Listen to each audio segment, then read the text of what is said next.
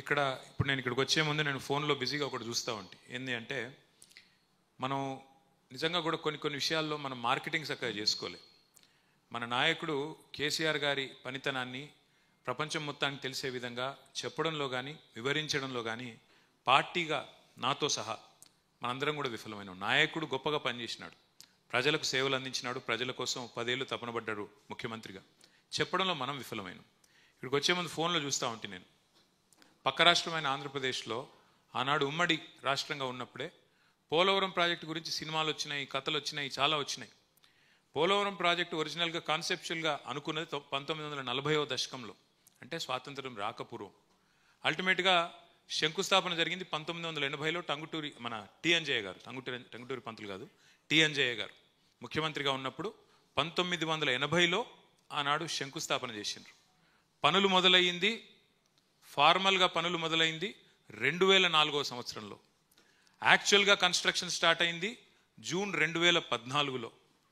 June 2014 1940లో అనుకుంటే 80లో రాయేస్తే 2004లో డ్రాయింగులు గీస్తే 2014 జూన్లో పనులు మొదలు పెడితే ఇవాళ చూసిన అయిపోయిందా లేదా అని. ఇప్పుడు ఏం చెప్తున్నారు తెలుసా? అందులో 2027 డిసెంబర్కు అయ్యే అవకాశం ఉంది అని చెప్తున్నారు. అంటే కేసీఆర్ పనితనానికి ఇతర రాష్ట్రాల పనితనానికి తేడా ఏందో చెప్పడానికి మాత్రమే ఇది నేను చెప్తా ఉన్నాను. ఎక్కడ 1940, ఎక్కడ 1980, ఎక్కడ 2014, ఎక్కడ 2004, ఎక్కడ 2027? అదే కేసీఆర్ గారు ఇప్పుడే మా గంగుల కమలాకరణ చెప్పిండు. 2016లో శంకుస్థాపన చేస్తే 4 ఏళ్ళు 3 ఏళ్ళు తిరగకుండానే అక్కడ బరాజ్ ఓపెనింగ్, ఆ తర్వాత 5-6 ఏళ్ల లోపలనే ప్రపంచంలోనే అతి పెద్దదైన లిఫ్ట్ ఇరిగేషన్ ప్రాజెక్టును పూర్తి చేసిన నాయకుడు కేసీఆర్ గారు. ఇది ఎవరు అవునన్నా కాదన్నా ప్రపంచ చరిత్రలో నిలిచిపోయే మాట. సరే, మనం అంటే పడని వాళ్ళు రకరకాలుగా మాట్లాడవచ్చు, కానీ ఇవాళ రాకేష్ రెడ్డి డాక్యుమెంటరీలో ఒక చిన్న మాట, ఒకటే మాటతో ఒక రైతు నా మనసు గెలుచుకున్నాడు. ఆ నీళ్ళని చూపెట్టి మల్లన్న సాగర్ గడ ఒక గొర్రెల కాపురం, మరి ఆ సోదరుడు రైతు. ఎక్కడ నీళ్ళు ఇవి అన్నాడు రాకేష్. కాళేశ్వరం నీళ్ళు అన్నాడు ఆయన. కాళేశ్వరం నీళ్ళేనా అంటే కాకెక్కడి, అది కాకపోతే ఎక్కడి, మరి ఒకటే మాట, కాకపోతే ఎక్కడి అంటే చిన్న మాట ఇది, కానీ అందులో ఎంత లోతైన అర్థం ఉందో దాన్ని బట్టి మనం చెప్పుకోవచ్చు. వాళ్ళ కాంగ్రెస్ వాడు ఏం చెప్పినా, బీజేపీ ఆయన ఏం చెప్పినా వాస్తవాలుగానే ఉంటాయి. ఇక్కడ ఒక్క అడుగు వెనకకేసి మీకు ఒక 2 విషయాలు, అంటే ఇక్కడ కూర్చున్న వాళ్ళందరూ పెద్దలు, మీకు విఘ్నులు, మీకు తెలుసు, మీడియా మిత్రులకు కూడా తెలుసు, కానీ తెలియని వాళ్ళ కోసం, ముఖ్యంగా టీవీల్లో కానీ పత్రికల్లో కానీ చూసేటోళ్ళ కోసం కానీ ఒక్క మాట మాత్రం మనం గుర్తు చేసుకోవాలి. ఎందుకు తెలంగాణకు కేసీఆర్ గారు వచ్చేదాకా నీళ్లు రాలేదు? ఎందుకు తెలంగాణ రైతులకు కన్నీళ్ళే వచ్చినాయి కేసీఆర్ వచ్చేదాకా, తెలంగాణ వచ్చేదాకా? నీళ్ళెన్నడూ ఎందుకు మన బిల్లకు రాలేదు, మన పొలాలకు రాలేదు? ఇప్పుడే సురేష్ రెడ్డి గారు చెప్పినారు, పోచంపాడు కడితే చివరికి దాని కింద మొట్టమొదటి నియోజకవర్గం ఆర్మూరులోకే చివరి దాకా నీళ్లు రాని పరిస్థితి. అంటే డ్యామ్ కింద ఉండే మొదటి నియోజకవర్గానికే చివరి దాకా, చివరి తడికి నీళ్లు రాకపోతే, చివరి మడికి నీళ్లు రాకపోతే, ఫస్ట్ డిస్ట్రిబ్యూటర్కే నీళ్లు రాకపోతే లాస్ట్ డిస్ట్రిబ్యూటర్కి 380 కిలోమీటర్ల అవతల ఎక్కడికి వెళ్ళి వస్తాయి? అంటే 71వ డిస్ట్రిబ్యూటర్కి నీళ్ళు ఎక్కడికి వెళ్ళి వస్తాయి? అంటే దీపం కిందనే చీకటి ఎక్కువ ఉంటుంది అన్నట్టు పోచంపాడు కిందనే ఆరుమూరుకు బాల్కొండకు నీళ్లు దిక్కులేవు. ఎందుకు ఈ పరిస్థితిని ఆలోచిస్తే తెలంగాణ జియోగ్రఫీ మనం ఒక్కసారి అర్థం చేసుకోవాలి. కేసీఆర్ గారు ఎప్పుడు మా క్యాబినెట్ సమావేశాల్లో, మాకు పార్టీ అంతర్గత సమావేశాల్లో చెప్తా ఉంటారు, అందరూ పెన్ను పేపర్ పట్టుకొని రాసుకోండి అంటాడు, చిన్నపిల్లలకి చెప్పినట్టు. అప్పుడప్పుడు మాకు కూడా విసుగొచ్చేది, ఏం సార్ మనం మరీ బడిపంతులు లెక్క బడిల పిల్లలకు చెప్పినట్టు ఏంది ఇదేని. కానీ కొన్ని విషయాలు 1కి 2 సార్లు 12 సార్లు రాస్తే, గుర్తుపెట్టుకుంటే మనకు రుబ్బితేనే ఎక్కుతాయి. అట్లాగే ఒక్క మాట, తెలంగాణకు ఎందుకు నీళ్లు రాలేదు, ఎందుకు ఇవ్వలేకపోయినారు అంటే, సరే ఒకటేమో వివక్ష, ఇవ్వకూడదు అనే ఒక ఎజెండా, కిందికి నీళ్లు తీసుకొని పోవాలనే ఎజెండా ఒకటైతే, రెండవది మన తెలంగాణ యొక్క భౌగోళిక పరిస్థితి. ఇవాళ తెలంగాణను భౌగోళికంగా చూస్తే ఇట్లా ఒక గుడిసెలాగా తెలంగాణ ఉంటుంది, ఒక గుడిసె షేప్లో తెలంగాణ ఉంటుంది. ఈ గుడిసెకు ఒకవైపు నుంచి ఒరుసు నుంచి కింది నుంచి కృష్ణ పోతుంది, ఇంకో వైపు నుంచి గోదావరి పోతుంది. కృష్ణానది 110-120 మీటర్ల మీద, సముద్రానికి 110-120 మీటర్ల మీదకి వెళ్ళి కృష్ణానది పారకం ఉంటుంది మన తెలంగాణ మొత్తంగా చూస్తే. గోదావరి 80-90-100 మీటర్ల మీద గోదావరి. అంటే ఇట్లా గుడిసెలాగా తెలంగాణ ఉంటే ఒక ఒరుసుకెళ్ళి కృష్ణ, ఇంకో ఒరుసుకెళ్ళి గోదావరి 2 పోతాయి. అయితే ఇక్కడ హైదరాబాద్, ఇప్పుడు ఎక్కడైతే మనం కూర్చొని ఉన్నామో, ఇది 535 మీటర్ల మీద ఉంటుంది. అంటే 80 మీటర్ల కాడ మేడిగడ్డ ఉంటే హైదరాబాదు 535 మీటర్ల మీద ఉంటే మరి నీళ్ళు ఎట్లా తేవాలి? హైదరాబాద్కైనా మార్గమధ్యంలో ఉండే వివిధ జిల్లాలకైనా ఏ ప్రాంతానికైనా నీళ్ళు ఎట్లా తేవాలి? ఎట్లా తేవాలంటే ఒకటే మార్గం.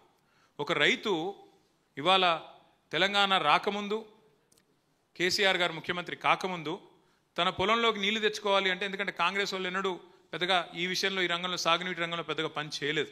ఎప్పుడో కాకతీయులు కట్టిన చెరువులు, అసఫ్జాహీలు ఆనాడు వాళ్ళు కట్టిన కొన్ని చెరువులు తప్ప, మరి నిజాం సాగర్ లాంటి ప్రాజెక్టులు తప్ప ఉమ్మడి ఆంధ్రప్రదేశ్లో పెద్దగా మనకు మైనర్లో కానీ మేజర్లో, జాహీలు ఆనాడు వాళ్ళు కట్టిన కొన్ని చెరువులు తప్ప, మరి నిజాం సాగర్ లాంటి ప్రాజెక్టులు తప్ప ఉమ్మడి ఆంధ్రప్రదేశ్లో పెద్దగా మనకు మైనర్లో కానీ మేజర్లో కానీ పని జరగలేదు. అందుకే రైతులు ఏం చేసినారు? బోర్ల మీద బోర్లేసి, ఒకటే ఒక మూషంపల్లి అనే ఊరిలో ఒక రైతు రామరెడ్డి గారు 57 బోర్లు వేసిన పరిస్థితి. బోర్లు ఎందుకు వేస్తారు? కింద ఉన్న భూగర్భంలో ఉన్న నీళ్లను పైకి లాగడానికి, నీళ్లు లాగి తమ పంటను సాగు చేసుకోవడానికి.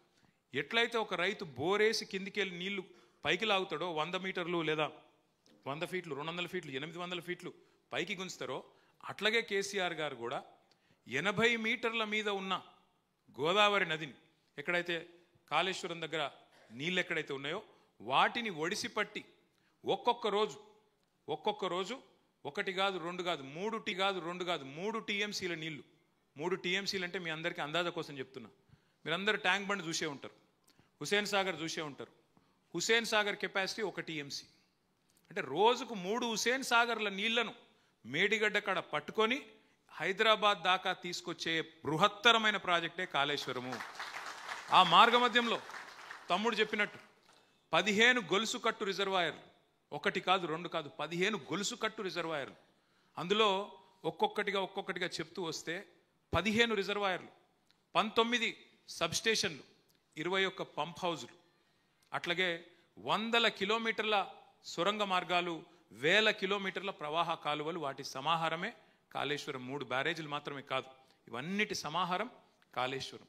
అంటే ఎక్కడ 80 మీటర్ల కాడ నీళ్లను ఎత్తి 3 హుసేన్ సాగర్లు ఒక్క రోజుకు 3 టీఎంసీ నీళ్లు, 3 హుసేన్ సాగర్లలో పట్టే నీళ్లు ఒక్క రోజుకు ఎత్తి వాటిని దశల వారీగా తీసుకుంటూ వచ్చి 80 మీటర్ల నుంచి తీసుకొచ్చి మేడిగడ్డ నుంచి అన్నారం నుంచి సుందిల్ల నుంచి మన ఎల్లంపల్లి నుంచి మరి మిడ్మానేరు నుంచి ఒక పాయ మల్కపేట రిజర్వాయర్ అని ఉంటుంది మా వేములవాడ నియోజకవర్గానికి, ఇంకొక పాయ మనకిటు అన్నపూర్ణ తర్వాత రంగనాయక సాగర్ తర్వాత మల్లన్న సాగర్ తర్వాత కొండపోచమ్మ సాగర్. ఇక్కడ ఒక ముఖ్యమైన పాయింట్, కొండపోచమ్మ సాగర్ ఉన్నది 618 మీటర్ల మీద, హైదరాబాద్ ఉన్నది 535 మీటర్ల మీద.